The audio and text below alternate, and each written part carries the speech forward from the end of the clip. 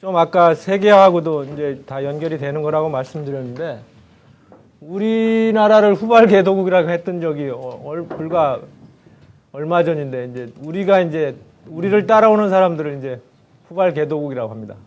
우리는 이제 중진국도 넘어섰고 거의 선진국 그룹인 OECD에 가입되어 있는 상태이고, 그렇기 때문에 아주 공식적인 세계 분류로는 우리를 신흥 시장국 이래 넣는 데도 있고, 선진국에 아예 넣는 데도 있고 그렇습니다. 우리를 후발 개도국이라고는 이제는 안 해요. 그 전에는 뭐라고 했냐면 아시아 닉스라고 했어요. 닉스, 뉴리 인더스트라이징 컨트리스. 그래가지고 닉스, NIC 그렇게 했는데 그 다음에 나온 용어가 조금 전에 말씀드린 신흥시장국이고, 신흥시장국 중에서도 이제 상위 그룹들은 이제 상위 신흥시장국이라고도 하고, 아니면 아예 선진국으로 넣기도 하는데, 아무튼 그렇습니다. 우리가 이제 우리를 쫓아오는 나라들을 후발 개도국이라고, 개도국이라는 뜻은 개발도상국의 줄임말이에요. 개도국이 한 단어는 아니고 개발을 하는 길에 있는 나라다. 우리가 개도국이었죠. 자, 우리를 쫓아오는 중국, 인도 등 후발 개도국이 저임금, 저비용을 무기로 세계 시장 점유율을 급상승하고 있습니다. 그래서 우리나라의 전통산업, 그야말로 1, 2차 산업, 2차 산업 중에서도 경공업, 섬유, 신발 이런 쪽은 거의 우리가 명맥을 유지할 수 없게 된 거죠. 바로 여기 나오네요. 고임금국에서 저임금국으로. 아예 생산시설 자체가 그냥 공장체로 가니까요. 생산시설 및 서비스업이 이전됩니다. 이걸 산업공동화라고도 하고, 좁게는 제조업 공동화라는 용어를 쓰기도 하는데요. 공동화, 그러니까 공동이 홀이거든요, 홀. 구멍. 공동인데 한자로 공동 어렵게 써 있는데 구멍이 났다 이겁니다. 그 정도로 막 빠져나가니까 공동화라는 표현까지 하는데, 사실 이거는 어떻게 보면 세계화의 당연한 기결이에요. 그리고 경제 발전이 되면 싼 나라로, 아까도 계속 말씀드렸는데요.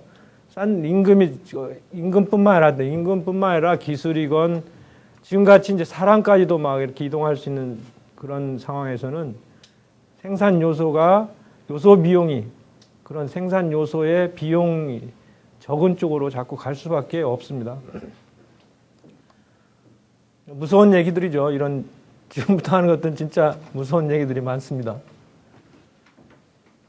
이런 흐름을 잘 아시면 여러분들이 내가 어디다가 포커스를 맞춰서 미래를 대비해야 되겠다, 이런 게 이제 조금씩 와 닿으실 겁니다. 이미 다 들으신 말씀들이고 다 아시는 거겠지만은 좀 정리한다는 그런 의미로 생각을 하시면 되겠어요. 후발 개도국이 수요가 증가해가지고 원유 등 국제 원자재 가격이 급등합니다. 작년에 원유 가격이 엄청 올랐어요. 재작년부터 시작해가지고 거의 보통 우리나라 집값 올랐다고 하는 거 이상이에요. 그것도 배럴당 한 20, 30불 하던 것이 배럴당 60, 70불, 거의 75불까지도 갔었습니다. 지금은 좀 내려서 배럴당 60불이에요. 우리나라가 석유를 한 방울도 안 나잖아요. 다 수입에다 쓰는데, 과거에 그렇게 올랐으면 석유 파동이 났습니다. 근데 전 세계적으로 이제 석유 파동이 그렇게 안 나는 거는 그런 석유 의존 산업이 많이 줄어들고, 선진국들에서 아마 해도 2차 산업 비중이 아까 줄어든다고 그랬잖아요. 저런 이유, 그리고 많이 석유, 그러니까 효율 같은 걸 많이 높이고 여러 가지 대비를 해온 결과이지 진짜 집값 두 배가 뭡니까? 거의 2배 반, 3배 가까이 된 건데 그래도 버텨내고 있는 거 보면 참 세계 경제가 많이 단단해진 거예요. 특히 우리나라 경제도 그런 거 보면 저는 깜짝 놀랐거든요. 가끔 놀래요. 그런 가격 변화가 있는데도 우리 경제가 버티고 있다는 거에 대해서 굉장히 놀라는데 그게 전 세계적으로 그렇습니다. 결국 그게 그렇게 가격이 유가가 오르는 것도 물론 뭐 중동 쪽에 지정학적 위험이 이란이 어떻고 이라크 전쟁이 어떻고 막 해가지고 그런 요인도 있습니다만은 중국이 그냥 막 끌어당겨서 사니까 그런 요인도 상당히 요인이 있어요. 그쪽에서 엄청나게 이런 수요가 자기들이 개발하려니까 필요한 거거든요. 그렇게 이제 이런 후발 개도국이 급성장해가지고 우리는 이 후발 개도국에다 수출이 느는 겁니다. 우리 수출이 제가 막 한참 일하고 이런 연구하고 할 때는 그 수출이 미국으로 제일 많이 나갔거든요. 수출 상대국 1위가 미국인데 지금은 중국으로 바뀐 지가 벌써 몇 년 됐습니다. 한 2000년 초에 바뀌기 시작해가지고 그 정도로 우리나라의 수출 구조에도 영향을 주고 온갖 군데 다 영향을 주는 겁니다. 수출은 좀 늘어납니다. 주로 이런 후발 개도국에다 이제 또 우리가 팔아먹고 사는 거죠. 그렇지만 이쪽에서 또 그렇게 엄청 저가 수입이 많이 들어오다 보니까 국내 중소기업은 말할 수 없는 어려움이 초래되죠. 그 대표적인 후발 개도국이 브릭스라고 하는데요. 여기 나와 있죠. 브라질, 러시아, 인도. 인도네시아가 아닙니다. 여기서는 인도고요. 인디아 그러니까. 그다음에 요게 차이나입니다. 이건 골드만삭스에서 만들어낸 용어인데 걔들 좀 그런 나름대로 해안이 있더라고요. 이 나라들이 보십시오. 중국, 인도, 미국 건너뛰고 브라질, 러시아 요 네 나라입니다. 네 나라인데 보세요. 인구가 세계에서 1위, 2위, 5위, 8위입니다. 이 나라 인구가 다 합치면은 세계 40%가 차지합니다. 이게 세계 인구의 40%. 세계 인구 한 65억 된다는데 한 30억 된대요. 이 네 나라 합친 게. 그다음에 면적을 한번 볼까요? 면적 순위는 상대적으로 러시아 좀 떨어지죠? 1, 3, 4, 7. 한국하고 비교하면 면적은 더 말할 것도 없죠. 이렇게 대국들입니다. 이 브릭스 네 나라는 특징이 대국이에요. 인구나 면적면에서 세계를 주름 잡는다고 그럴까요? 근데 현재는 물론 인도나 중국 엄청나게 발전을 하고 있고 앞으로 발전 가능성이 훨씬 더 아직도 무궁무진한 이런 나라들이죠.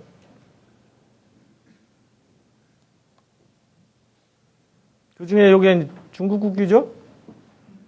구매력 기준으로 세계 2위. 무역 규모로는 세계 3위입니다, 현재. 근데 우리가 아까 연평균 성장률이 아까 8%, 7% 이렇게 10년 동안 단위로 이렇게 성장을 했다고 하지만 여기 보세요. 15년 동안 거의 10%. 매년 키폰 10%입니다. 상식 하나 가르쳐 드리면 뭐가 2배 되는데 하는 법칙이 있어요. 아시는 분은 아실 텐데 금융기관에 있거나 이런 분들 자기 재테크 하는 데도 도움이 됩니다. 72법칙이라는 게 있는데요. 2배가 되려면 100%가 늘어나야지만 100%가 아니고 72법칙이라는 게 있는데 그게 복리의 마술입니다. 계속 똑같이 매년 10% 가면은 7년 만에 2배가 돼요. 72를 10으로 나눠보세요. 7.2인데 7년이라고 생각하면 되고 7년 만에 매년 10%씩 늘어난다. 내 월급이 매년 10% 늘어난다. 그러면 10년 뒤에는 2배입니다. 저축도 마찬가지예요. 10만 원씩 저축했다. 그 다음에 11만 원. 그거에 또 10%를 또 그 다음에 하면 7년 뒤에는 2배 되는 겁니다.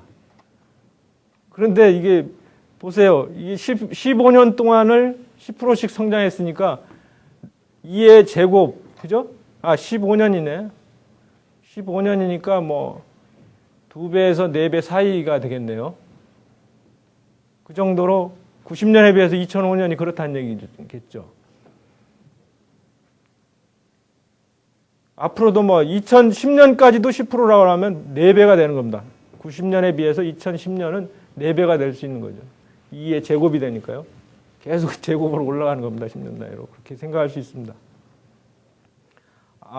제 계산을 잘못했네요. 7년에 10%씩 7년이 되면 2배가 되니까 이미 4배가 넘은 거네요. 15년이니까. 그죠? 15년이니까 7년, 14년 만이면 4배가 되는 겁니다. 예, 그게 맞습니다. 그 바탕이 결국 우리가 옛날에 했던 그 성장 엔진하고 똑같은 거예요. 보세요.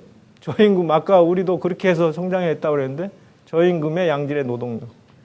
여기도 지금 안 썼습니다만은 중국 정부가 엄청 드라이브를 하고 있습니다. 정부가 주도하고 있고, 그 자기의 금융을 어떤 그런 쪽으로 많이 이렇게 돌리고 있고, 그 보호주의의 영향을 최근까지도 이 영향을 보호주의가 됐었죠. 지금 중국이 WTO에 가입한 게 불과 뭐 작년인가 재작년밖에 안 되잖아요. 그래서 아예 뭐 우리는 이렇게 큰 나라가 이런 대국이 이런 속도로 막 계속 성장을 해야 되니까 아예 요새는 표현을 세계의 공장이라고 합니다. 세계의 공장. 뭐 우리나라가 이렇게 성장한 건 비교가 안 되는 거죠. 우리가 많이 이제 이 중국을 뭐 앞질러서 현재 중국을 우리 입장에서 후발 궤도라 합니다만은 중국과의 기술 격차가 그 기업들이 이게 얘기를 하는 건데요.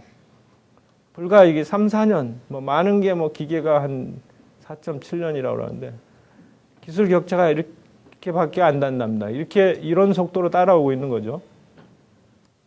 요 국기가 아시겠죠? 요거 보시면 인도입니다. 인도. 아까 여기에서 아까 브릭스에서 브라질, 러시아, I가 인도라고 그랬는데 그 인도입니다. 인도는 여기도 11억의 잠재력 평균 연령은 더 젊습니다. 중국보다도.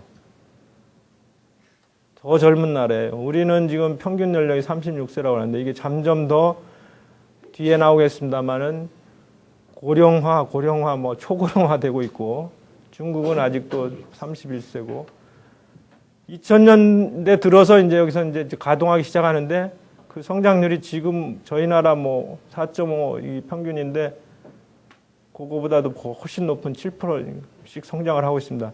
7%씩 성장하면 아까 말씀드렸죠. 몇 년 뒤에는 2배 돼요? 10년 뒤에 2배 되는 겁니다. 특히 중국하고 달라서 이 나라는 영어까지 돼요. 영어까지. 그리고 이 나라가 수학이 발전되어 있는 나라입니다.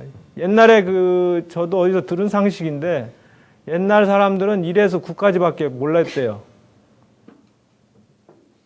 근데 0을 만들어낸 나라가 인도라고 합니다. 0이라는 개념을 그 정도로 과거부터 이 수학이 발전되어 있는 나라고 전 세계 수학자들도 많고 경제학을 하려면 수학을 안 할 수가 없는데 그 경제 수학자도 여기 이 나라에 많습니다.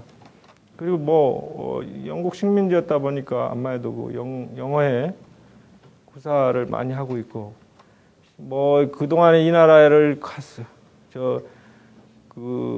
성장을 발목을 잡고 있었던 카스트 제도 알죠? 4대 계급이 있었다고 하죠.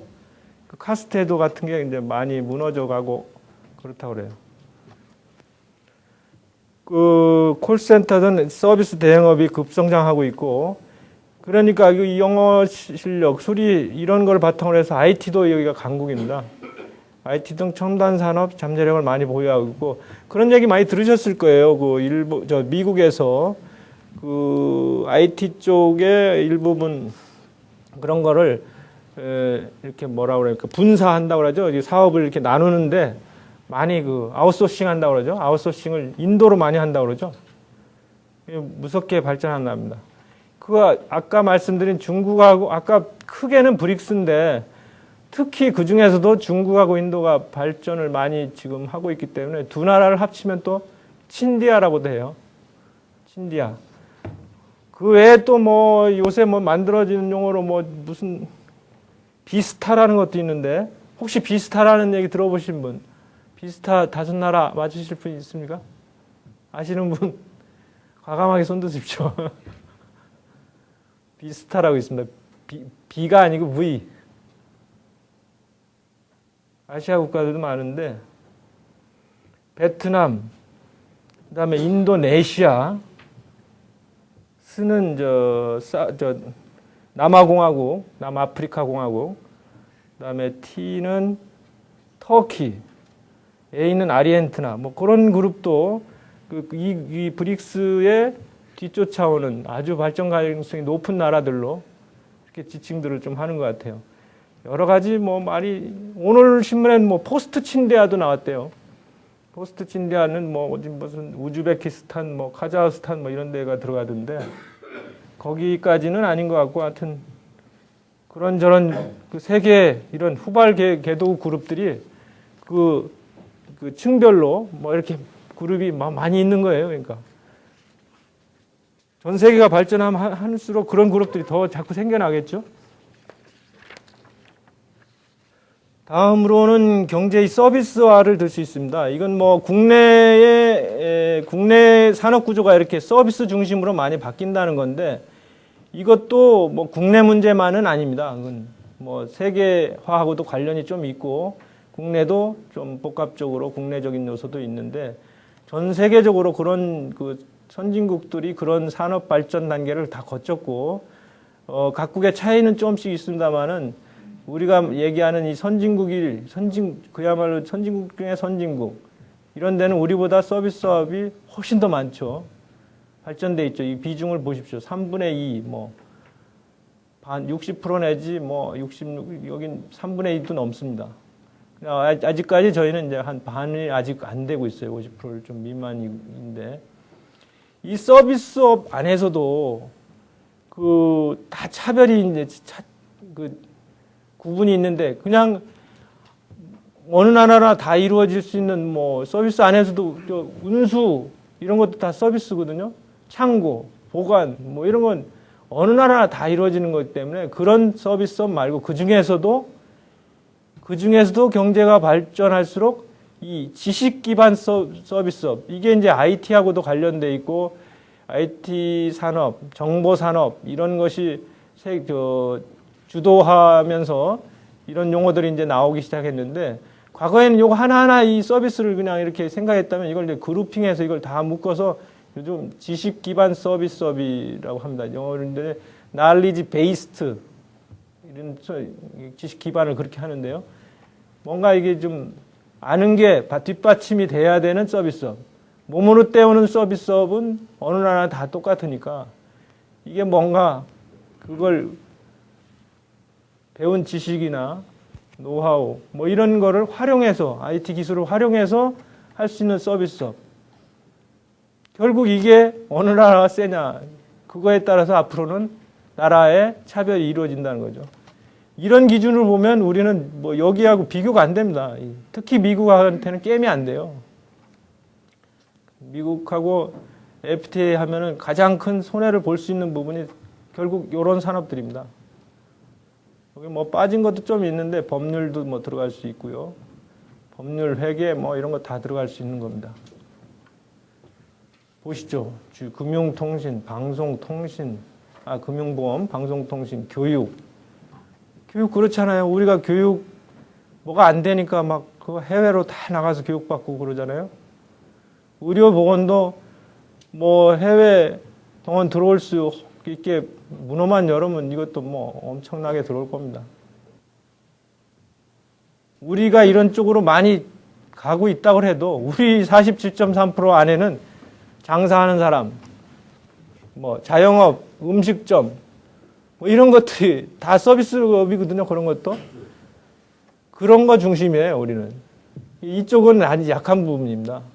근데 전 세계로 보면 이런 이런 쪽 중심으로 커질 수밖에 없고, 우리도 뭐 하여튼 불을 당긴 이상은 이런 쪽으로 가지는 거고, 현재 많이 가고 있죠. 특히 국산 영화 쪽은 상당히 많이 그런 쪽으로 많이 발전은 돼 있고 그렇습니다만은 아직도 멀었다고 볼 수 있죠. 뭐 광고,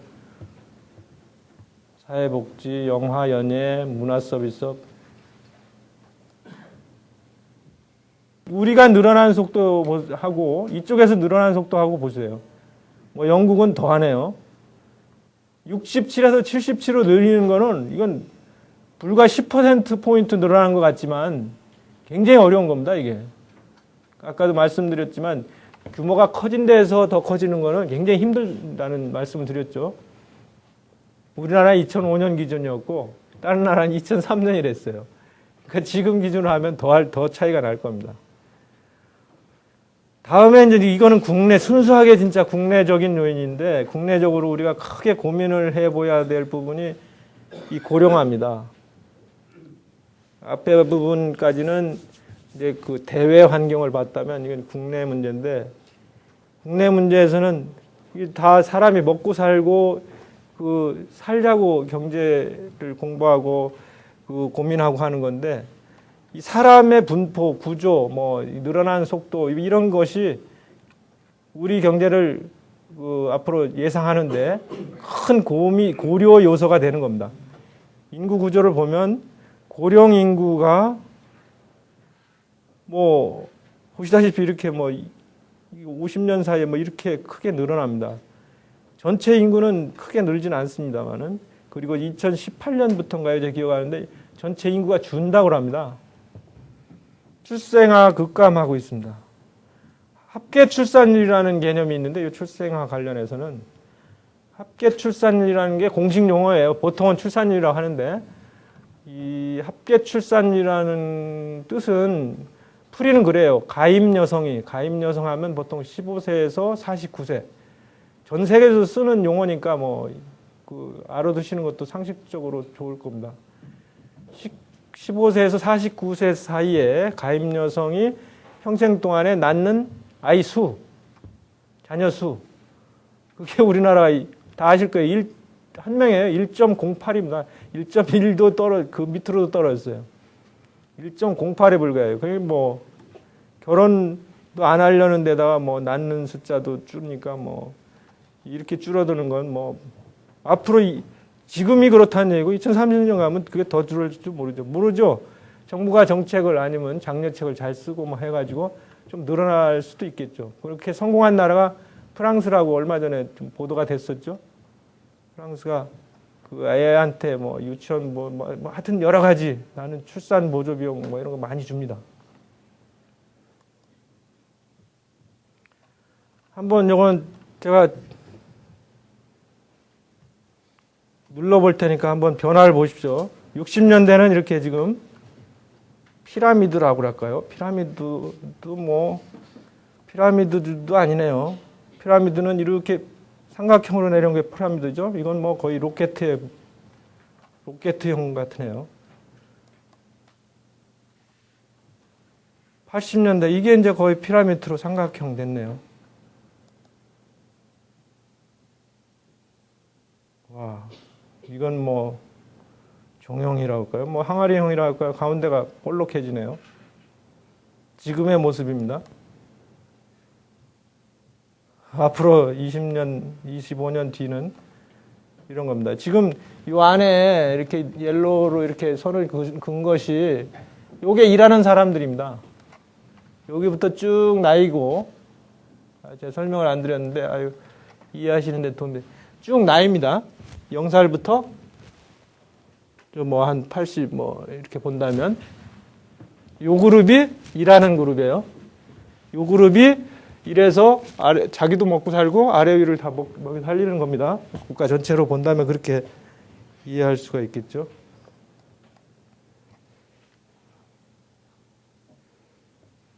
(2050년대가) 가면은 이렇게 완전히 역피라미드에 가까운 그런 형태로 바뀝니다. 다시 한번 보여드릴까요? 물론 이때도 이 사람들이 버려서 아래 위를 먹여 살렸는데 이분들은 참 대단히 고생도 하면서 자기는 안 먹어도 애들은 교육시켜야 된다, 뭐 대학교 보내야 된다, 논파로 뭐 이렇게 다 보냈어요. 먹어 살려고. 다 그런 정신이 있던 사람들이고, 보시면, 여기 60년 되니까 여기가 굉장히 넓죠? 요 밑에. 이게 이제 베이비 부머라고 볼 수 있는 거죠.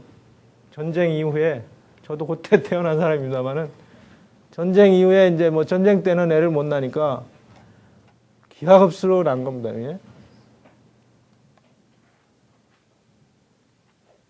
80년이 됐어요. 요게 이제 요 처음 그룹이 1차 베이비 부머들인 거죠. 50년대 중반 이후에 태어난 사람들. 이게 거의 한 10년 주기로 이렇게 늘어나더라고요. 저도 이 중간에 일어난 거는 이제 왜 이렇게 늘어났나 모르겠는데, 좀 이제 먹고 살고 이런 산하 정책하고도 좀 관계가 있고, 그 당시엔 뭐, 다시 이제 이렇게 늘어나니까, 그때부터는 산하 정책을 많이 해서 여기 팍 줄어들었던 것 같아요. 이때도 이때는 정부에서 정식적으로 이게 산하 정책은 안 한 것 같은데, 요 70년대 초까지 이렇게 한번 또 늘어나니까, 하여튼 산하정책 뭐 해가지고, 그때는 아들, 딸 구별 말고, 한 명만 낳자고 그랬어요.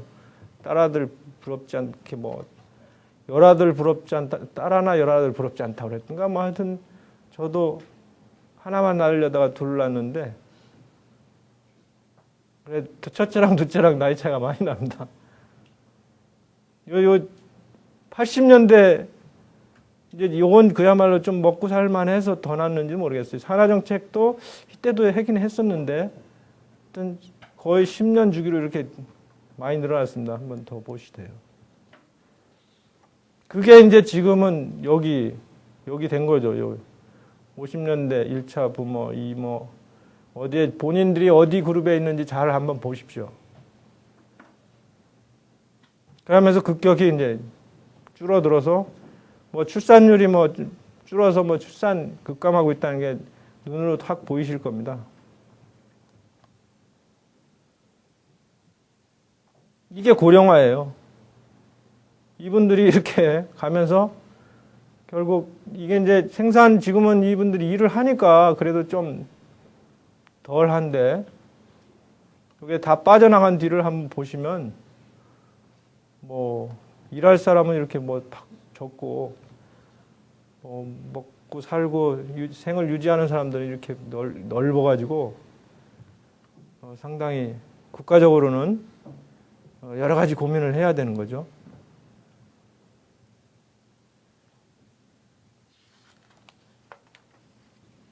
그래서 한 가지 더 말씀을 드리면, 그것도 뭐 다 아시는 걸 건데, 고령화 사회가 있고, 고령 사회가 있고, 초고령 사회라고 또 하는 세 가지로 이렇게 그 인구 구조할 때는 나누는데요. 고령화 사회가 지금 현재입니다, 우리가. 언제부터냐면 2000년, 제가 2000년부터 넘어섰다고 그랬는데, 무슨 얘기냐면 65세 이상 인구가 7%, 전체 인구의 7% 이상이 될 때, 7% 이상인 사회를 고령화 사회, 그게 14%가 넘을 때, 그게 2배죠. 14%가 넘어가면 고령사회. 그 다음에 21이 아닙니다. 20%입니다. 20%를 넘어가면 초고령사회라고 합니다. 근데 우리 같으면 지금 이미 고령화 사회가 됐고요. 고령사회로 가는 과정이다. 그래서 화자가 된 겁니다. 고령화 사회에 이미 진입했고요. 2000년 이후에. 정부에서 이렇게 추산하는 거로는 2018년부터는 고령사회로 갈 것이고, 2026년은 20%가 넘어가지고 초고령사회가 될 거라고 이렇게 예상을 하고, 인구 이제 아까 출산율을 얘기했습니다만은 인구 자체는 1.08이라도 유지가 되고, 그러니까 2018년까지는 늘다가 조금이라도 느는 거죠. 그래서 정체했다가 2018년 이후에는 인구 자체가, 총인구 자체가 감소하는 거로 이렇게 추산들을 하고 있어요. 그러니까 아까 2000년에 넘어섰고 2018년에 이제 고령사회가 된다는데 그게 18년 아닙니까? 18년간에 이루어지는 건데 이거는 일본이 70년에서 84년에 94년에 그렇게 됐대요. 1970년에 7% 넘어서고 94년에 이제 14%를 넘어섰다 그러는데 그러면 24년 걸렸잖아요. 그걸 우리가 18년에 하는 거고 뭐 단축시키는 게 아까 뭐 경제 성장 해가지고 막 그 단축시킨 것도 그것도 그거고 여기서도 우리나라의 그 스피드 정신이 나오는 것 같아요. 농담입니다만은 아니 그런 거 이런 거는 단축 안 시켜도 되는데 독일은 그게 40년 걸렸대요. 1932년부터 1972년. 미국은 1942년부터 2013년에서 미국은 70년에 걸려서 이루어졌대요. 그 인구 구조가 7%에서 14%, 고령 인구가 14% 넘어서는데 그걸 우리가 그것도 빨리 이렇게 변합니다. 그러니까 아주 급속하게 이제 인구 구조가 고령화되고 있다. 고령사회, 초고령사회로 계속 진입할 거다. 모르겠습니다. 초고령사회까지는 저는 못 보고 죽을 것 같지만 여러분들은 아마 심각하게 받아들여야 될지도 모르는 거예요. 아마 정책을 좀 잘 쓰면 그런 예상들이 좀 빗나갈 수도 있고 좀 지연시킬 수도 있지만 크게 봐서는 뭐 큰 변동이 없을 겁니다. 잘 대비를 해야 될 겁니다. 그런 것이 경제에 미친 영향을 한번 이렇게 화살표 흐름으로 잘 보시면서 한번 생각을 해보시죠. 평균 수명은 늘어나는 대신에 출산율은 하락하고 있습니다. 수명이 늘어나면서 고령자가 증가하고 인구는 감소하고요. 그것이 결국 저축을 덜 하게 되는 거죠. 써야 되니까요. 돈은 소득이 없는데 나이는 먹었지만 돈 안 쓸 수 있습니까? 쓰니까 국가 전체적으로 이렇게 애그리게이트 해놓고 보면 저축이 줄어들 겁니다. 소비가 늘고 저축을 덜 하게 되고 노동력은 감소하고 고용한 사람, 고용된 사람이 적다는 얘기는 가게에서 벌 수 있는 돈은 줄고 투자는 그냥 이루어지는 게 아닙니다. 이게 저축이 바로 투자로 가는 게 아니고 이 화살표가 되는 과정 그 사이에 금융기관이 있습니다. 자영업자는 자기가 저축한 걸 바로 투자할 수 있겠지만 금융기관이 이걸 해주는 거예요. 우리가 저축한 거를 가게나 이런 데서 저축한 것이 결국 산업시설로 많이 들어가게 되는데 결국 투자를 기장합니까? 그냥 돈 찍어서 투자할 수는 없는 거잖아요. 그렇게 가게에서 번 돈을 저축하고 저축한 거를 그것이 금융기관을 통해서 이제 기업의 투자로 가는 건데 투자가 감소할 겁니다. 결국 경제성장은 투자, 소비도 이루어지고 소비 늘어나는 것보다는 이 투자는 감소하는 게 더 클 겁니다. 그래서 성장률은 저하될 수밖에 없고 또 이쪽 방면을 보면 고령자가 증가하면서 복지 수요가 엄청 늘어나겠죠. 뭐 고령자들한테 줄 사회보장 하다못해 뭐 여러 가지가 있지 않겠어요? 뭐 지하철 요금부터 시작해서 뭐 아예 뭐 소득이 없는 분은 돈을 좀 정부에서 좀이라도 줘야 될 것이고 결국 세금을 더 내지 않으면 적자는 더 늘어날 것이고 적자를 안 나게 하려면 세금을 막 걷어야 되는데 세금을 거두면 다시 뭐 가계소득 감소로 이어질 것이니까 이거로 가는 거는 영악 가난합니다. 그래서 양쪽으로 쌍방향으로 지금 이렇게 화살표 해놨고요. 이런 과정에 소비 패턴은 변화할 것입니다. 그래서 업종 간 격차가 이제 벌어지겠죠.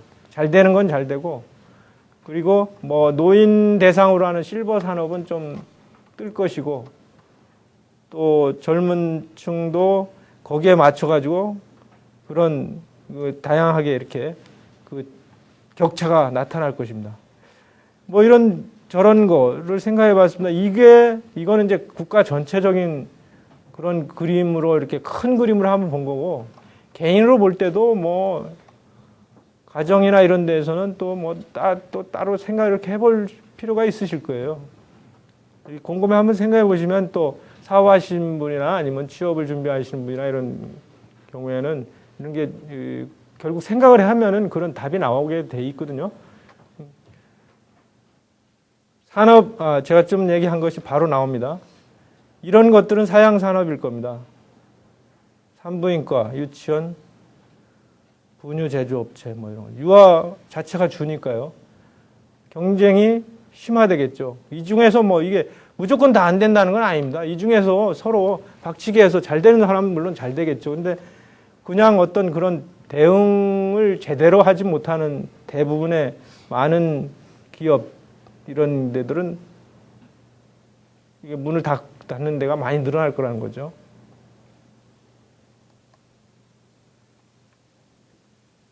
세태기 진의 뭐 교육, 내구재, 생활경강 이런 것들은 점점 이제 줄어들 거다. 교육기관, 학원, 석유학, 철강, 편의점, 제과 뭐 이런 것들을 예를 들었는데 뭐 반드시 지금 예상을 해보는 거니까요. 뭐 정답은 아닐 수도 있어요. 이런 쪽을 생각을 한번 이렇게 보면 아마도 고령 친화 산업은 좀 성장 산업이 되지 않겠냐. 노인들은 꾸준히 일어나고 아까 그 베이비 부머들이 막 위에 포진하고 있는 거 보셨죠? 2030년대는 뭐 다 해당이 되실 건데 그때 가면 그 노인 인구가 그렇게 많아짐에 따라서 이런 보건의료, 뭐 경험산업, 뭐 이런 것, 이런 용어도 새로 나왔다 해서 한번 집어넣어 본 건데요. 이게 주로 그런 겁니다. 이제 관광이나 뭐 이런 것들. 어떤 그 노인의 경험 아니면 그런 것들을 활용하는 산업. 시니어 커뮤니티, 종합자산관리업, 장려업도 들어있네요. 지금 생각 안 한 부분들이 많이 있을 겁니다. 자산 가격에도 영향을 미칠 거로 이것도 사실 정답은 아닌데 하여튼 모르겠어요. 지금까지는 이런 것이 주류입니다. 이렇게 예측하는 것이. 그래서 정리를 해드린 겁니다. 부동산 가격이 하락할 것이다. 왜? 일단 인구 자체가 출산율 하락에 따른 주택 수요가 감소가 있을 것이고 베이비 부모들의 세대가 퇴직 후에 그 집을 유지하고 살 그럴 능력이 부족하다 이거예요. 금융소득이 많은 분들이야 뭐 관계없겠지만 전반적으로 평균적으로 보면 소득이 부족할 것이다. 퇴직 후 소득 부족 상당분만큼은 부동산을 매각할 가능성이 있다.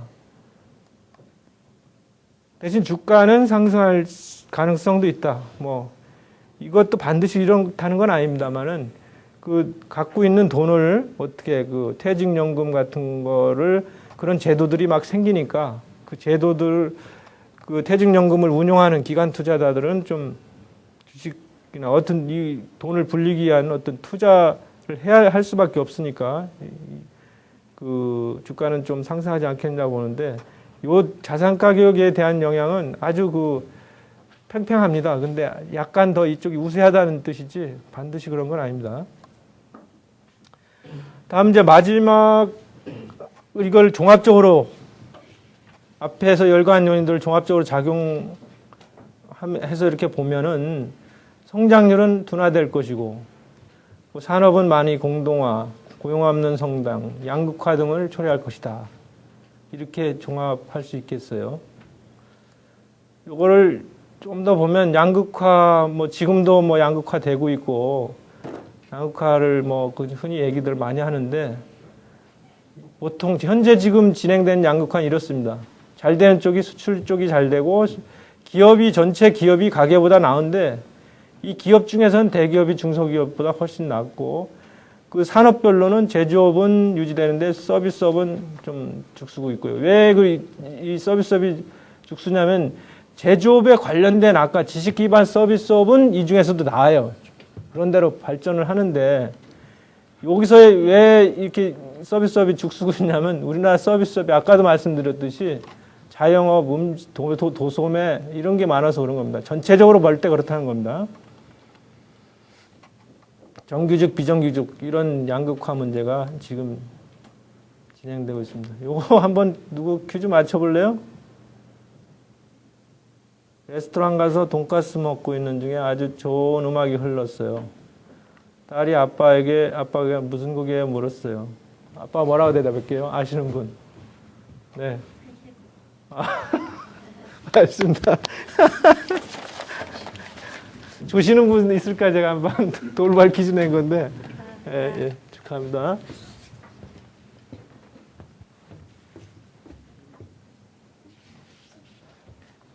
아시죠? 그래요? 여기 있잖아요. 돈가스. 돈가스가 무슨 고기예요? 올해가 황금돼지라서 돼지라 가지고 퀴즈를 한번 만들어봤어요. 무슨 고기예요? 아시겠죠? 네.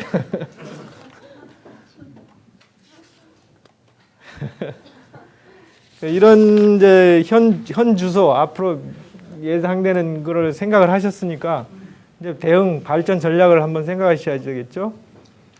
뭐 특별한 아주 새로운 건 없습니다. 많이 들으셨을 거예요. 개방과 혁신을 통한 경쟁력 강화, 산업구조 고도화, 장기 성장 기반의 확충, 성장 동력 산업의 육성, 고령화 사회의 대비, 선진 시민의식의 고양, 뭐 이런 것들을 한번 정리해 봤습니다. 자, 개방화를 뭐 그칠 수도 없고, 세계 전체가 그 FTA를 중심으로 해서, WTO는 전 나라가 하는 거고요. FTA는 1대1로 아니면 1대 뭐 2, 뭐 이렇게 소그룹별로 하는 겁니다. 뭐 두 가지, 막 양쪽에서 그렇게 해야 되니까, 아무튼 세계가 똑같아지는 겁니다. 시장은 아까도 말씀드렸는데 전 세계가 자기 시장이 되는 겁니다. 각국에서 하는 룰을 그대로 지켜라. 그 룰을 보통 글로벌 스탠다라고 하죠. 이걸 적극 수정해서 활용할 수밖에 없습니다. 거기서 살아남으려니까 끊임없이 혁신을 통해 경쟁력을 강화하는 수밖에 없겠죠. 뭐 쇼트트랙까지 한번 그 시사점을 찾아본 건데요. 뭐 이런 그 성과를 거둔 데에는 전체 그 동계올림픽에서 이 종목 하나로 뭐 이렇게 메달 많이 따고, 특히 여자는 뭐 4연패를 했다고 그러죠. 한번 시사점을 찾아보면 정상 유지의 비결은 종목 선택을 잘했다. 한국 체형에 맞는다. 블루오션이죠. 탄탄한 기본기로 정도, 훈련을 열심히 했다. 정도 경영입니다. 끊임없는 기술 개발했다. 아웃코스 파고들기니 뭐 이런 거요. 기술 개발입니다, 결국. 뭐 스포츠에 관심 있는 분들은 뭐 금방 다 아시겠지만 저도 이 쇼트트랙은 뭐 이렇게 자주 보진 않았지만 요거로 한번 이렇게 힌트를 가져보면 여러 가지 힌트가 나올 수 있는 겁니다. 이렇게 네 가지 힌트를 잡아봤는데요. 정상유지 비결은 아까 그 개방과 혁신을 통한 이런 것들, 이런 전략들을 필 수밖에 없는 거 아니냐. 두 번째, 산업구조의 고도화입니다. 기존 산업의 기술 수준을 최고 수준으로 제고하는 수밖에 없겠습니다. 결국은 기술이에요. 기술이 중소기업을 하더라도 기술이 국내를 대상으로 하지 않고 내 제품에 대한 기술은 전 세계를 대상으로 살아남을 수 있다면 중소기업을 하는 분들은 어떻습니까? 그게 뭐 실적이 좋으면 되는 거죠. 어느 부분, 모든 부분이 다 그렇게 되면 좋은데 그 기술이라는 게 하루아침에 안 되죠. 결국 선진국, 진짜 선진국의 선진국이 되려면은 이게 어떤 면에서는 핵심입니다. 그 뭐 아까 말씀드린 개방과 혁신도 결국 기술을, 최종 목표는 기술이 돼서 우리가 앞지르기 위한 그걸 경제학에서 학문적인 용어로는 국제 경쟁력 뭐 이렇게 하는데, 결국 한마디로 얘기하면 싼 제품, 질 좋은 제품을 싸게 만드는 그거거든요. 질 좋다는 게 결국 기술이 받치면 안 되고선 될 수 없는 거죠. 다 잘 아시는 걸 겁니다. 그러나 이제 세계 최고 기술에 비하면 우리나라의 현주소가 이렇습니다. 아직도 선진국 초기 단계에는 있지만 선진국 최고 수준에는 7, 80%밖에 안 됩니다. 평균 80점, B학점. B도 B0나 될까, 뭐. B 플러스가 안 되는 정도예요. 현재는 이렇게 제조업 쪽에서는 고부가가치, IT 기술을 활용하고 소재 부품 산업을 육성해야 되겠고요. 서비스업에서는 이런 아까 말씀드린 지식 기반 서비스, 그걸 중심으로 해서 경쟁을 촉진해 가면서 서비스업도 공동 이렇게 발전을 하고 더 선진국이 갈수록 이쪽이 더 비중이 높아지면서 이쪽 산업 비중이 더 높아지면 그게 고도화입니다. 장기 성장 기반을 확충해야 되겠습니다. 그냥 되는 게 아니겠죠. 물론 기술 쪽은 말씀을 드렸고 이쪽은 이제 인적 자원도 여러분들이 이렇게 밤늦은 시간에 공부하는 것도 결국은 경제 성장에 다 도움이 되는 겁니다. 우리나라 발전에 도움이 되고 교육, 혁신, 인적 자원을 활발히 하고 이런 기술 투자를 위한 R&D 투자, 생산적인 노사 관계의 정립, 산업 구조의 변화에 대응한 근로자 재교육, 중소기업을 활용한 소재 부품 산업 육성하는 것들. 이런 것들이 기반이 돼야 되겠죠. 그다음에 국가에 지금 성장 동력 산업을 많이 육성하고 있는데요. 이런 지금 10대 성장 동력 산업하고 차세대 앞으로 우리나라를 먹여 살릴 이런 산업으로 이렇게 지정해서 하고 있으나마는 이건 아직 멀은 얘기예요. 이런 것들을 계속 육성해 나가야 되겠죠. 고령화 사회 대비해서는 출산 장려, 노인 인구 활용 방안을 강구해야 되겠습니다. 그리고 연금제도의 지속 가능성. 이게 지속 가능성이라는 뜻은 영어의 sustainability를 이렇게 번역을 보통 하는데요. 계속 이게 유지가 돼야 되겠다 이런 얘기입니다. 공적연금, 국민연금이 펑크가 나가지고 못 주게 된다. 이렇게 되면 안 된다는 거죠. 그런 거를 잘 개편해가지고 유지 가능해서 노령 인구들도 잘 살 수 있도록 해야 되겠고, 그런 실버 산업들, 관련 산업을 육성해야 되겠습니다.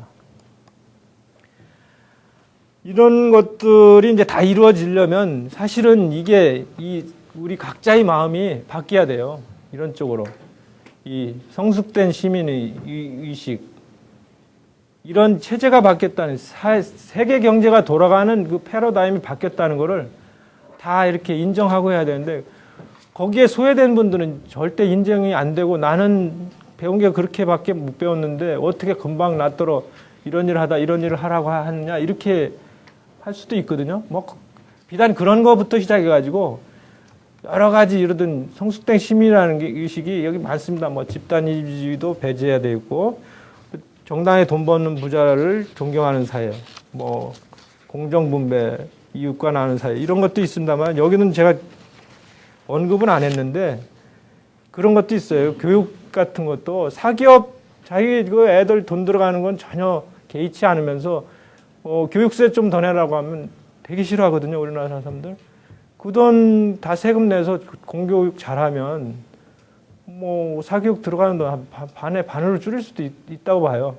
저도 돈 벌어서 애들한테 돈 너무 집어넣고 있다마는 그런 걸 그런 거부터 시작해서 다 고쳐야 될 부분이 많죠. 특히 그런 공공재 의식이 약해요. 공공재, 세금을 내서 여러 사람이 힘이 합쳐서 한꺼번에 했을 때 효율성이 높은 거를 잘 안 하려고 하고 각 개인이 하겠다, 이런 것들이 많거든요, 우리나라에.